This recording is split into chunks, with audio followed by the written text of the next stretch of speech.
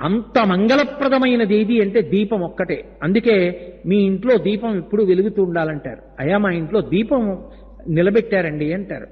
అటువంటి దీపం పరమమంగళప్రదమైనటువంటిది. అటువంటి దీపం ఇంట వెలగకుండా ఉండకూడదు అని. ఏ ఒక్కరోజు దీపం వెలగకుండా ఇల్లు ఉండకూడదు. కానీ ఏ కారణాంతరముల చేతనైనా ఇంట్లో దీపం వెలగకుండా తలుపులు వేసేసి కొన్నాళ్లు చీకటితో ఇల్లు ఉండిపోతే ఆ దోషం యజమానిది.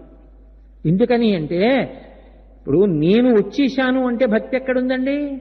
నేను వచ్చేశాను, నేను రోజు ఆరాధిస్తున్న పరమేశ్వరుడు ఏం చేస్తున్నాడు?